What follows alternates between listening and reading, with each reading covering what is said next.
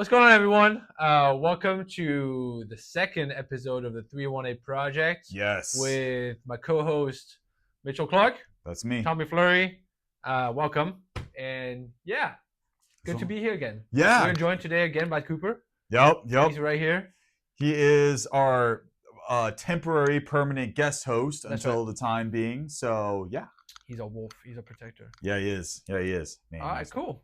How you doing? I'm good. I'm good, man. Well, I know last time we were talking about like your physical training and all Yep. that and Yep. how you got to where you're at. Yep.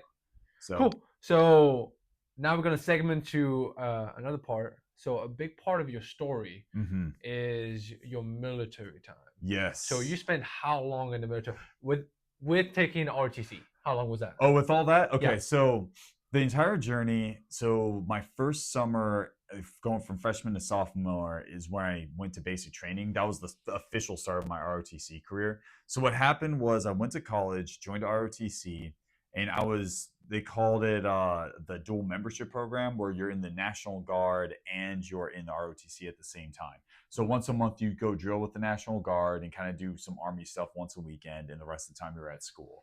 Then I would also do ROTC stuff, go over to trainings.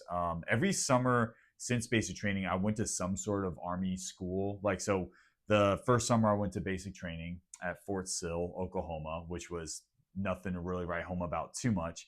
Then I went to air assault school the next summer as a cadet. That was a very wild trip that I'll tell you about Okay. here in a second. Yeah. That sounds cool. Actually, funny enough, I was at the gym earlier today and I saw a guy that had the air assault logo on his shirt, and I was like, "What's going on, air assault?" And he's like, "Well, I haven't heard that in like 20 years." Is that what you say when you meet somebody who's an assault? Yeah, you call them air assault. Yeah. Okay. Yeah. So what is that about? You tell me later. Yeah, I'll tell you about it. Yeah. So air assault school. Well, shoot, I'll just tell you about it right now. So that was my first really what my instructors would call my high speed military experience, which is basically it's a school where have you heard of airborne school? Yeah. You're jumping out of airplanes. So right. Air assault school is with helicopters what airborne is with planes. Heck yeah. So air assault school is you're learning how to rappel out of helicopters, which is really, really cool. I would say air assault school, and for all the airborne people out there that'll call me a heretic, air assault school is a lot tougher, in my personal opinion. Okay. Did you do airborne school? I did go to airborne. Okay. Yes, I did. But that was honestly, it was after Ranger school, which we'll get into that in a bit. But air assault school, my personal opinion, is a lot tougher. There's an actual attrition rate. So the first day is called day 0, and it's just a bunch of hazing for 24 hours straight, where you're crawling through the mud and chanting songs and doing obstacle courses and just doing push-ups until someone drops or whatever. Sounds like a David Goggins kind of. Oh, it was a great day. It was a great intro to that kind of Army lifestyle right. For a cadet, because I was a cadet straight out of basic training, so it was a really good intro to But it was everything you wanted, though. Yeah, it's everything. Yeah. It's everything a aggressive young man needs to get into to from Omaha, Nebraska. Yeah, from Omaha, Nebraska to really just test himself against the elements. But so we did that, and then funny enough, the first phase, it's divided into 3 phases. There's an instructional phase, the sling load phase, and a rappelling phase. The instructional phase, you're actually in the classroom for 3 days, and then you take a written test. That's actually pretty boring. So you do physical training in the morning where they'll smoke you for 2 hours, whatever. Then you go shower, and then you go to the classroom and you study, and then you pass the test. Fairly easy. So you do physical conditioning, exhaust yourself, exhaust your mind, probably low in sleep at the same time. Not as bad. So that air assault's what they call a gentleman's school, meaning they leave you alone for the after hours. So once class is done around 5 or 6, usually speaking, unless you want extra training, you go back to the barracks and you can knock out. Yeah, we have weekends off. The way it was structured was I went through the instructional phase, then the sling load phase is where a lot of people dropped out. So most people dropped out at day 0 or on sling load phase, which you're looking at different loads that you attach to a helicopter, and you have to inspect the entire thing to make sure that it's that the integrity of the sling load is good. It's a lot to get into right now, and frankly, I forgot most of it because I never actually put it into practice because I never actually went to an air assault mission. Air assault mission or an air assault unit. But you're testing the integrity of the entire sling load, and if you catch them all, you pass, and if you don't, You try it again, and if you don't get it the second time, then you're basically out of the course. Okay.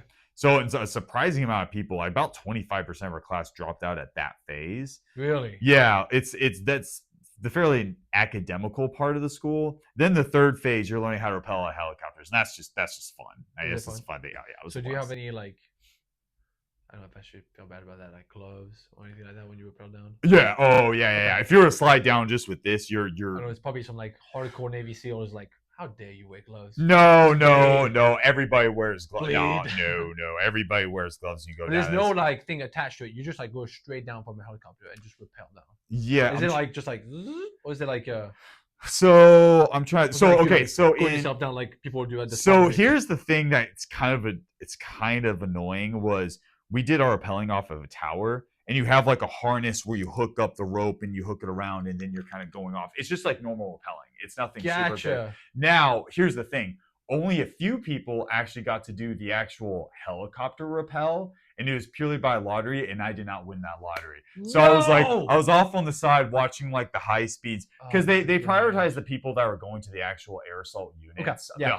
Which 101st. makes sense. Yeah, I'm like, okay, fine, Okay. whatever. Then we ended on a 12-mile ruck march, and then got our graduations and woo. And then I went Okay. back home, and my instructors And like, that was in the middle of like college. yeah, that was Okay. like summer break in from sophomore to junior That's a year. good summer break right there. That was a great summer How break. long was it? 2 months? 1 month? No, it was only 10 days. Oh. Very short school. Okay. Yeah. Yeah. Airborne school is 3 weeks. Same deal. You're only working Monday through Friday, and then you get the weekends off. And we were at Fort Bennings and oh my gosh, or not Bennings, sorry. Fort Campbell was in, my gosh, it's been so long ago. Anyway, Fort Is it in Campbell, Kentucky. San Antonio? No. Fort Campbell, hold on. I need to look this up real quick. Fort Campbell. Oh wow, I was stationed at Fort Benning, so I would not. Fort Benning know. is that's in El Paso, right? No. Fort Benning is in Georgia, Kentucky. That's what I thought. Okay. Yeah, Fort Campbell, Kentucky. So anyway, on the weekends we actually went out in the town and kind of partied. Me and some of the other cadets. Because like me and like 10 other cadets that went to the school, and I think like 2 of them dropped out. One was on day 0, which whatever. So do you drop out by like not passing, or on day 0, or do you drop out by like not completing, or did like make you drop out? So day 0 is pretty much like you can't handle it. Like there's one guy, and we were just in the middle of push-ups, and he just like dropped, and he's like, "I'm done. I quit." Which I'm like, "Come on, bro. Wow. We were halfway." I'm like, "No, dude. That's halfway through the day 0. Wow. Just the first day." And everybody just look at him and just go. They're like, "Bro, what are you doing, man? Come on." And Really? then he got what? Really? He just like. Yeah, he was just done. Yeah, I don't think he was quite ready for that. Like he was in good physical shape. Did he already pass basic training? Yeah, he passed basic training at that point. Most cadets, I take it back. Some cadets go through basic training. Some of them went through like the ROTC's version of basic training. I didn't do that, so I didn't know much about it. I want to take like the actual basic training course, which if I were to go to like real basic training, I would have gone to Fort Benning, but cadets just go to wherever a spot's available. So I went to Fort Sill. Anyway, that's all a very long story. So basically after that, I was National Guard, did that, graduate, distinguished military graduate from college. Then the real fun began. And as you know, quite a few times, I actually went to Ranger School 3 times. That's right. And passed until the 3rd time. Right. So let me tell you about the first 2 times I failed. Mm-hmm. So we go to Fort Benning, Georgia. I'm getting ready for the infantry school, which is you graduate, you branch infantry. Which I also explained that I wanted to go to infantry, the infantry branch, because I wanted to go to Ranger School, and I wanted an option to try to go into either like Ranger Regiment or Green Berets later. So we got there, and the first thing we do is take a physical fitness test when we went to the infantry school. And everyone that scored like in the 300s, which is basically like you cap out at 300. That's as high as you can go. Okay. So if you get a 300 or above, which you can technically go higher than 300, it's a long story. But as long as you cap out, they brought us into a room on the sides like, hey, do you guys want to try to go to Ranger School before the infantry school? Just new experiment. We want to try it and just see what happens. And I went through, and I failed out at mountain phase, and I'll explain what that's. So did you made a 300? I did make a 300 infantry school, but I quickly found out that Ranger School is more than just fitness. It also requires a certain knowledge about actual Army skills.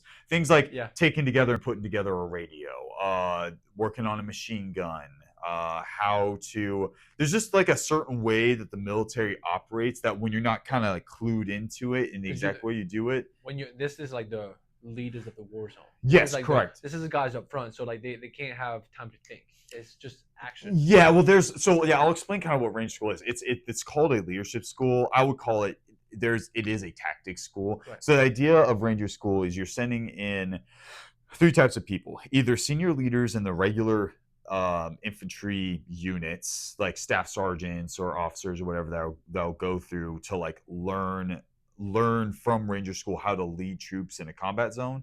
The second type are going to be your infantry officers, which is where I came in. Right. Every infantry and a lot of combat armed lieutenants, not all of them, but especially if you're infantry, you like have to go to ranger school and you have to pass at some point or Right. another. So and then the third category are people from the ranger regiment. So if you join ranger regiment, you typically have, I think, like somewhere between 6 to 18 months to eventually go to ranger school. Until you go to ranger school and regiment, you're just treated like trash until you get your ranger tab. And then you're pretty cool.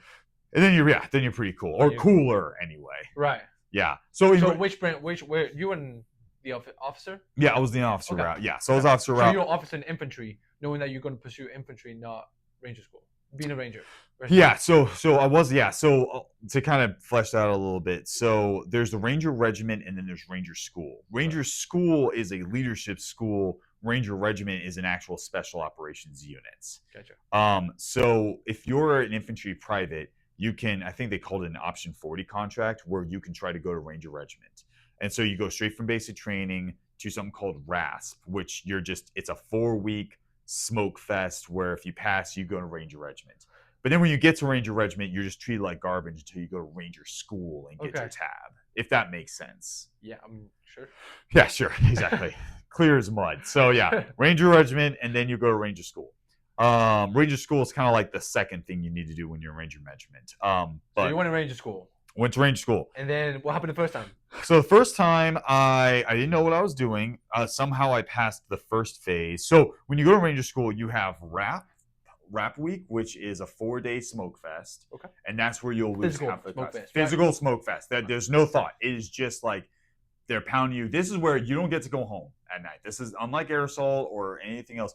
You are there almost like when you get to the first camp, it almost feels like a prison. There's like barbed wire fences around. The buildings were built in the 1950s, so there's mold and it's awesome. Yeah, it's you can smell the musk of like Rangers from like 6-7 decades ago, and you're not really sleeping much anyway, so it's not like you don't need comfortable lodging. How many hours lodging. a night do you sleep?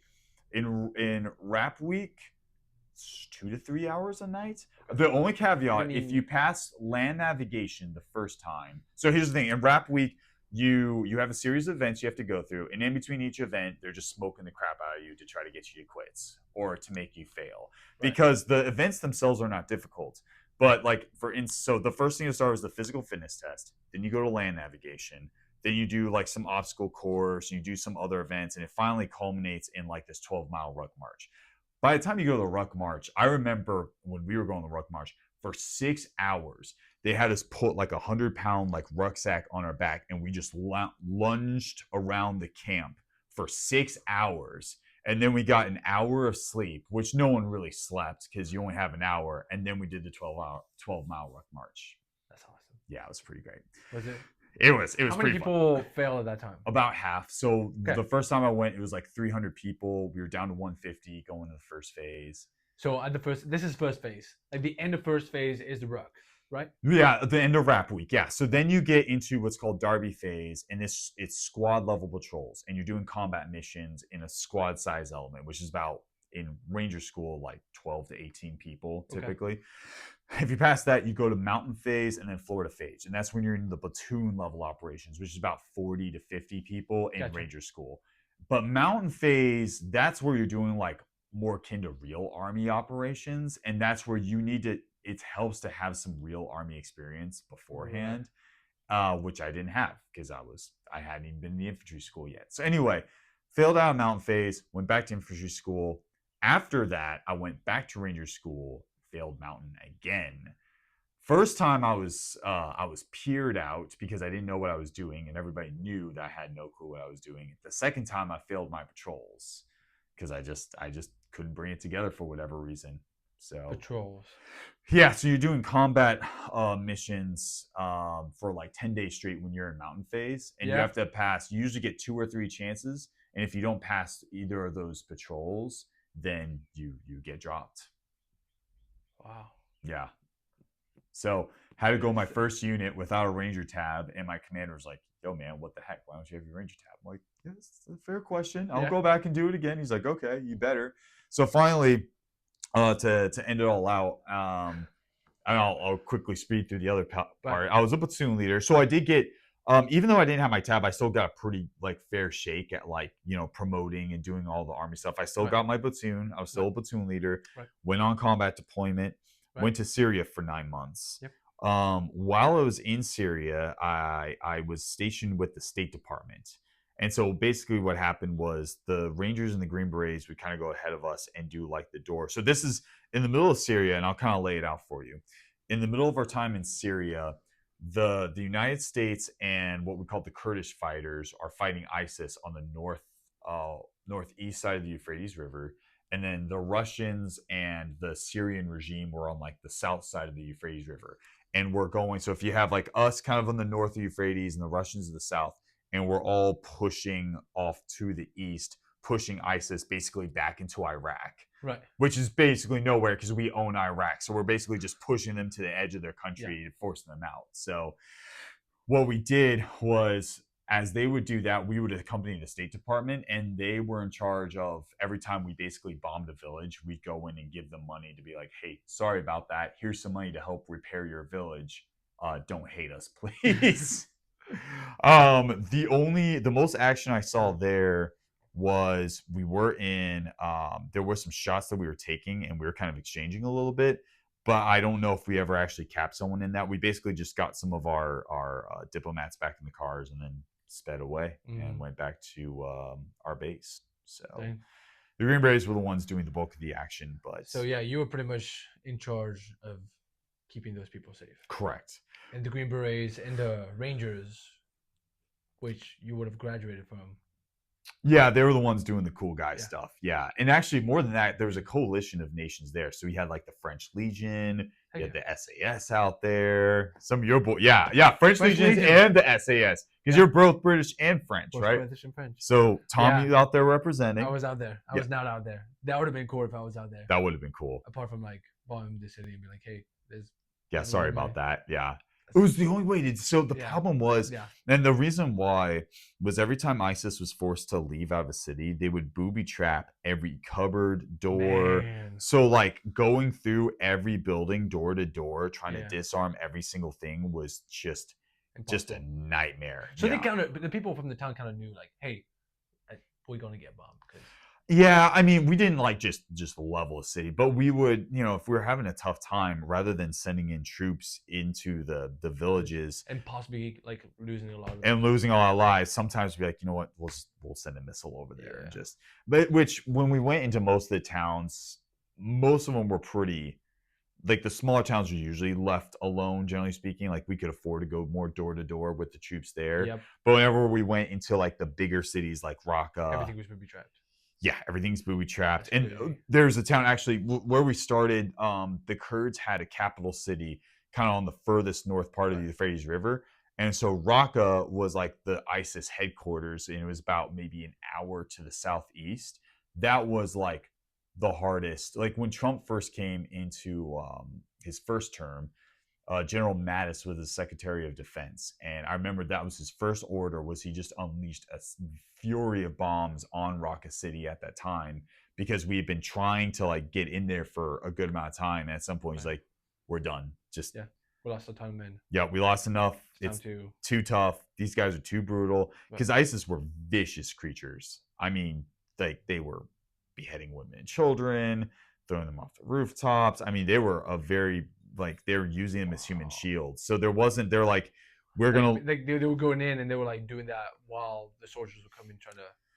Yeah. Goes back. Yeah, and they would blend in with the civilian population. So it was just a nightmare going in. So we had to just like They're ruthless. very ruthless. I mean, a big part of like the lately, I think was it Syria that happened, the beheading of a ton of Christians. Was it in Syria? I mean, it happened all over the place. I know it happened in right. Syria. Recently, right? Oh, Wasn't there a huge yes. genocide of like Christians in Syria or someplace? I think so. I think it was Syria when that happened. Yeah. One thing that we did too with the State Department, we often went to the refugee villages quite a bit. So like, once, because it wasn't just us bombing, ISIS also leveled a lot of territory too. So whenever people were displaced, we usually had some refugee camps where we would drive out to and give money and give out food and kind of do all that. Were there sometimes ISIS people in those refugee villages? There's always the possibility, but generally speaking, we didn't really feel that much of a threat. We never got like bombed or threatened or anything else like that. So I think they did a pretty good job screening them out, generally speaking. That's crazy. Yeah. And that's an experience. Did you like go into combat with that experience? Like something happened where somebody was booby trapped? You had to like get out. What was the situation when you had the most amount of combat? No, that was that time where we were at a location.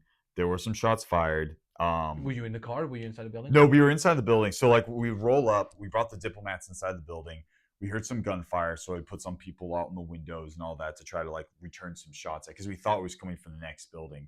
But the thing with the State Department that we were trained to do was we were not to go out and engage them. We're literally human shields for the diplomats to bring them back in the car and then speed off the ejector. Like we were not there to fight. We were there to get them back in the cars and drive off. And then did you drive off with them back in the car? Yes. Okay. Yep. So basically, I would just go. Was that pretty like thrilling to go through your first like your first and only kind of like? I mean, it was, but I was like, man, I wish I was like, because then we called in the Green Berets, and then they went in and actually like stormed the place afterwards. I'm like, can we drop them off and go back? Yeah.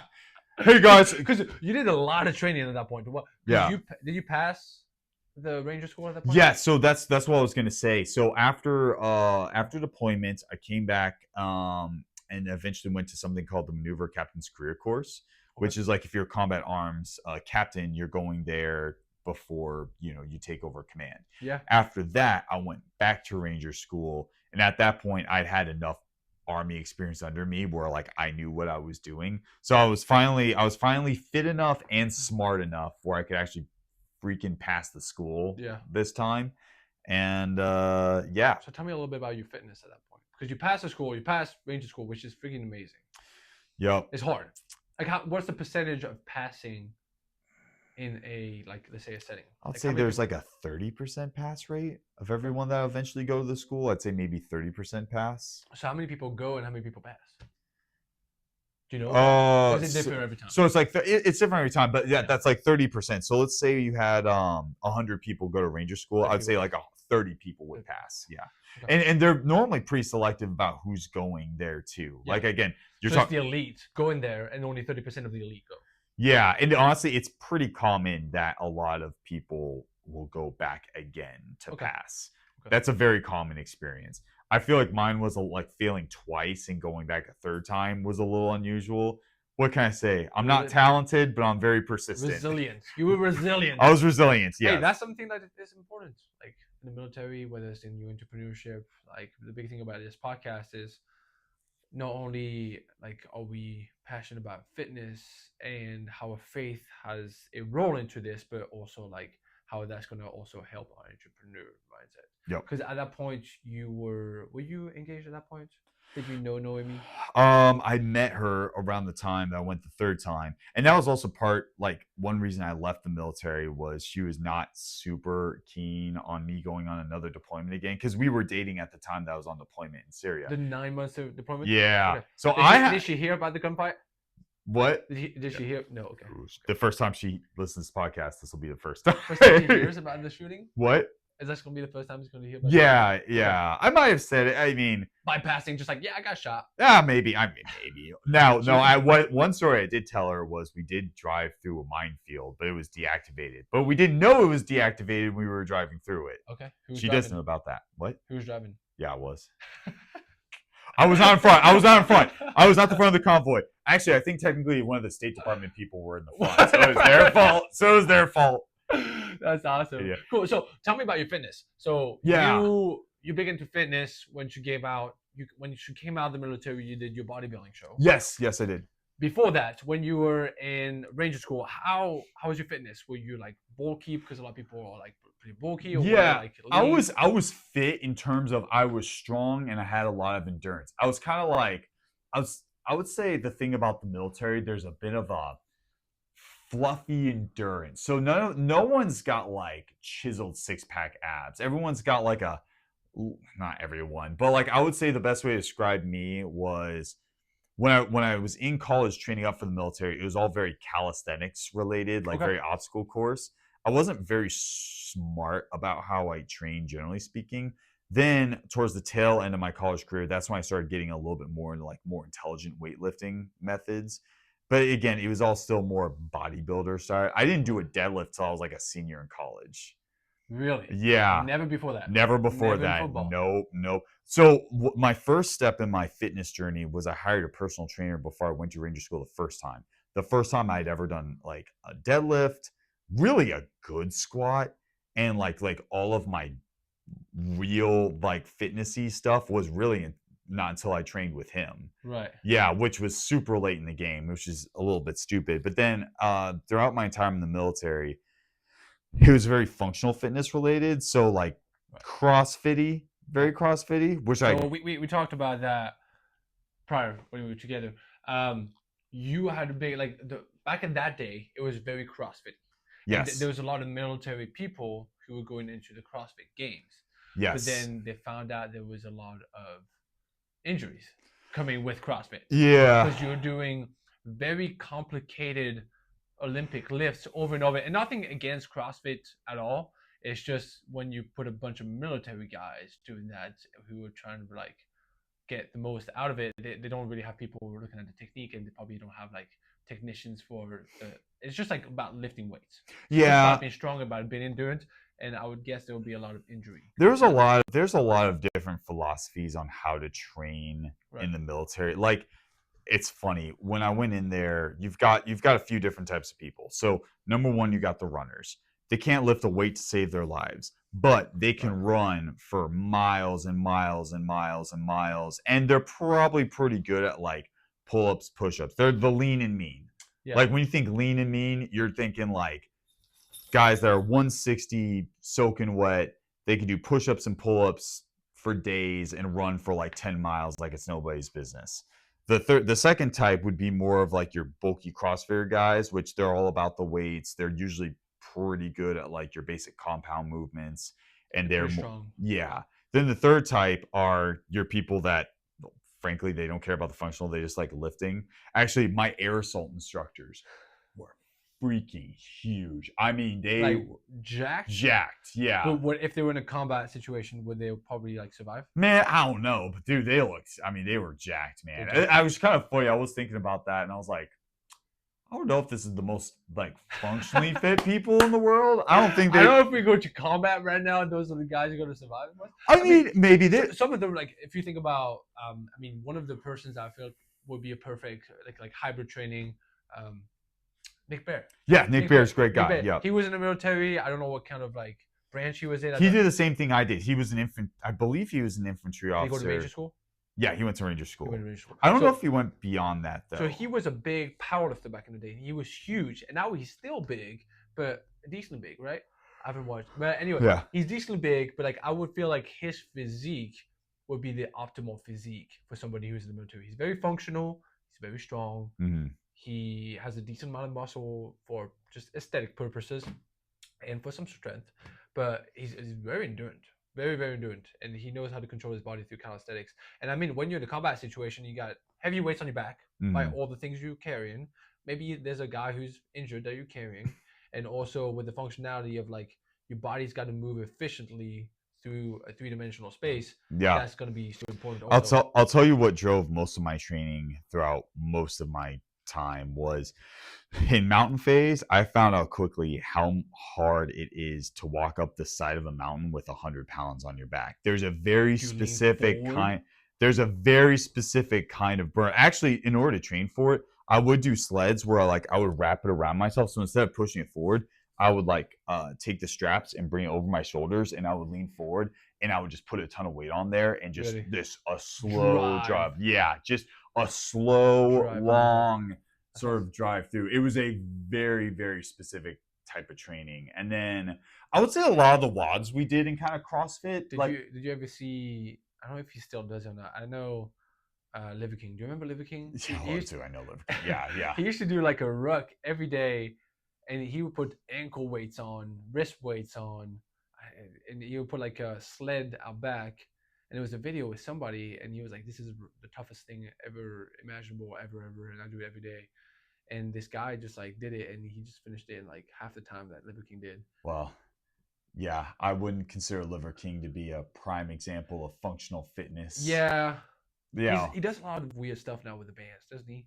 Do you see the new videos? I I didn't see I the new haven't. videos, but I've seen the new kind of like memes about it. He has a bunch of bands and does like small little jerk of a I don't know. movement. I haven't really kept up with him too much I think he went downhill. since more plates, more dates kind of Kind of took ratted down. him out on the whole thing. Yeah, Which I always was like, yeah, of course you're on steroids. I think what caught people into it was like we know he's taking steroids, but like he's not like telling us he's doing steroids. Is he Yeah. gonna tell us at one time he's doing steroids? And- Because everybody knew. Like Yeah. it was not a like is he taking it? Is he not taking it? It's like how is he taking it? Why is he taking? Is he going to tell us that he's taking?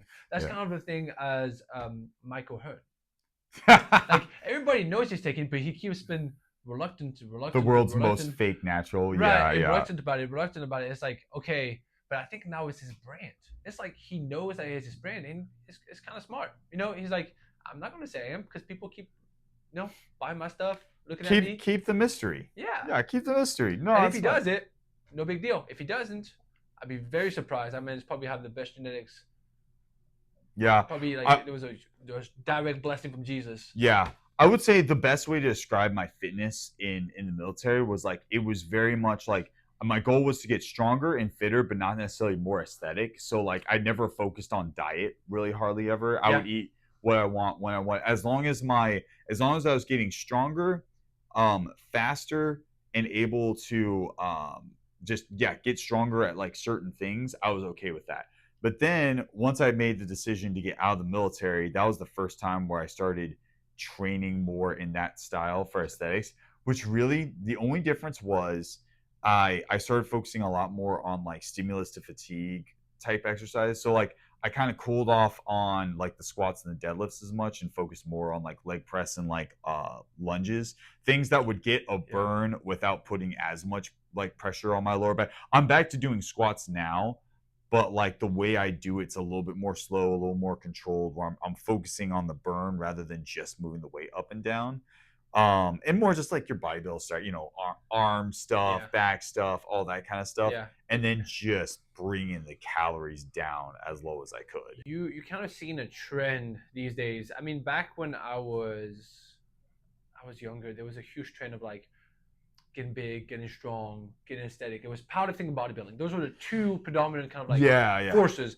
Now there's a huge, immense amount of people who do functional training, and I think it's just the people at the beginning, which was the start of fitness influencers, are now getting older, are now getting more joint pain, are now getting more into the fact of like, okay, I look great, like this is great for me, but like my body doesn't move efficiently, and I feel in pain and I feel like I'm hurt, so I'm going to take seriously like more functional training.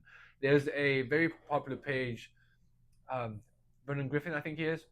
His name is, and he does a lot of like mobility functional training, and he's super popular, and he does really good stuff. I think a lot of people, if you just look at his like account and just like do his movements, he takes people through a full range of motions movements and kind of helps them increase their mobility, which will increase your strength, which will increase your muscle stimulus, which will increase your like length, essential relationship of the muscle, which is pretty much going to increase your hypertrophy and increase your muscle mass. As a great example, that actually one of your buddies, personal trainer Day, actually gave me great advice because I told him that like my squats would always hurt my knees, and he gave me some guidance. He's like, well, what about it hurts? And I was like, just when I get down to below a certain height, once my butt gets below my knees, it just starts to hurt. And he's just like, you're probably just weak in that area. Maybe take the weight off and just get strong being down there at the bottom position, and then it'll probably stop hurting as much. And lo and behold, that's exactly what I did. I took the weight off, went slow and controlled, and just hung out there in the bottom in the pocket, getting comfortable with it, and then just slowly started adding the weight back on. Now my squats feel better than they've ever felt before. Yeah. So it's definitely something to that, and Right. I'm trying to be smarter. One day when I'm willing to let my ego go, which is a very far off in the future, Right. I'll focus on it more. Functional training. I'm focusing on it right now. I think everybody should incorporate a little bit of functional training in their training and a little bit of stretching. Yeah. Everybody needs to stretch. Yeah. Everybody needs to have some mobility. You do mobility before, you do stretching after. Static stretching after, more dynamic stretch and mobility warm up before. Reason why is your body is supposed to move through the full range of motion. People limit that, they get strong, and then they get stiff. They can injure themselves, and they can have the probability of performing to a lesser degree. Yeah, And I do take warm ups a little more seriously. Like with I used to just slap the weight on. Now I'm like, for instance, I did leg day this morning, and I went on the leg press, and I start off with pretty light weight and just keep adding plates on. But honestly, I was like, I don't mind just doing a lot of reps, slow and controlled, with like two plates on each side, just Right. slow and controlled, getting it warmed up, getting everything feeling pretty good. All right, then 3, and then 4, and then Right. 5, and then start like really bashing my joints in at like 6 and 7 plates on each side. But like, it doesn't matter to me how long it takes for me to work up to that level, because it feels good, as Feels opposed better. feels way The better. blood flows to that tissue. Yep. Your joints are lubricated at that point. Yep. Like you feel better when you do that, and that's a huge thing. Like back in the day when you see Ronnie Coleman, that was what, the 80s? Was that 80s when Ronnie Coleman was big? Talking about that video. I was not alive at that point, but like anyway, he's in a wheelchair right now. Is it because of the heavy weights? Is it because of the steroids? I don't know, but he's in a wheelchair right now. And what we know from his workouts, he was pushing a ton of weight very fast and without control. And yes, he got huge, but now you see people getting as big or even bigger and more aesthetic with lighter weights and more control. Because at the end of the day, it's not about the weights, it's not about the reps, it's about muscle stimulus.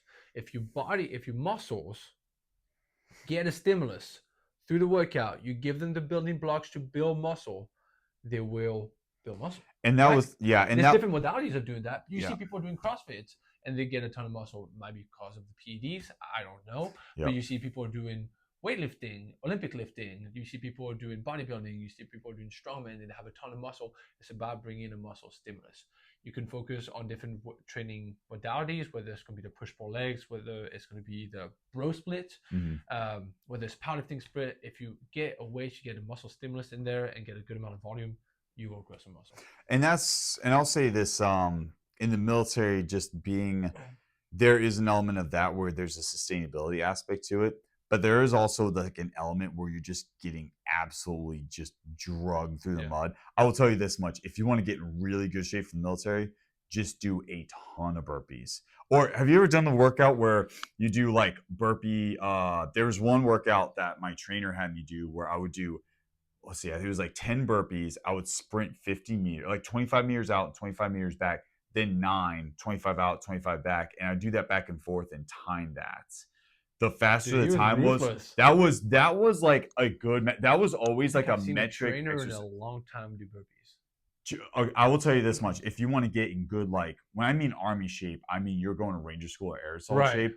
Burpees and sprints, that will tell you. It gasses you out. I would definitely do, if you are doing burpees and sprints, never do it in a big before a big compound movement. No. And don't do it after big compound movements. Why? Your probability of injuries increase. Absolutely does. So I would do it more of a lighter day, maybe some arm day, maybe some shoulder day. Well, and that's the thing, is at that time that like the hypertrophy element wasn't necessarily a priority. Like it was there, but if I was going to do it, it'd be kind of like on its own separate time. Like maybe I'd do the burpee sprint in the morning, and then I would do. Actually, I might get back into doing that again. Burpee sprint. Yeah. Dude, they're terrible. What if I buy the house right next door to you and I do a burpee sprint? Yeah, I'll be there. We'll do the same thing every day. Every day. Lean machines. Dude, I will tell you what, man. There's nothing that will just get you closer to meeting your maker than the burpee sprint thing. But that's what it is. It's exercise that just gas you out. And frankly, like burpees and sprints don't really put that much tear. I mean, you could say burpees do it a little bit, but it's a body weight exercise. Right. So right. the risk is fairly low for injury. So I ran track when I was in high school. Yeah. And I was a sprinter. I was a 100 and 200 meters. And the workout that sucked the most, I played football. I did 2 a days. Those workouts sucks. They're not that bad. You know, if you're in a decent shape, the problem that happens with people who do 2 a days is they come out and they're not in shape at all. So if you come in shape, you should do decently well. Follow the program that your coach gives you on the off season, or get a coach, even better. But anyway, if you like that, the worst workout I ever done, this actually a lot of people like end up puking, was when we did the 200 repeat. It was you sprint 200 and then you walk 200. The thing is, we were all walking at the same time. Yep. We were walking pretty fast, and it was about 10 to 12, and you had to do it under, I think it was 28 seconds, which doesn't seem that bad. It gets pretty bad after the 11th or 10th. I would say that too. Sprint training was really effective in getting me ready. That was one thing my trainer had me do getting ready for the Army and Air Assault and Ranger School was sprint training. Anything that, I mean, really just anything that gets you gassed pretty quickly. Because that's what the military does. Because that's what it is. And you see a lot of people in the military. I mean, those guys, their body is pretty much jacked up after that military. Yeah. Which is, I mean. Well, that's why I kept complaining about having knee pain. And luckily, when Dave kind of brought that up, I was able to kind of rehab that and get that back in shape. Easiest thing that I told you: take your ego down, put the weight down, control the rep. Yep. Full range of motion. That is. Your body knows how to heal itself to some degree. Yep. Cool. Well, that's, man. Good episode on the military. I love it. Yeah, military time. Just, it was good. It was good. It was a good chapter, but glad I moved on from that now, man. And now we know each other because you've been in the military, because you've been in fitness. Yep. That's a cool story. Yeah. All right. Thank you for telling that story. Yeah, man. All right. Cool. To the next one. We'll talk to you next time. All right.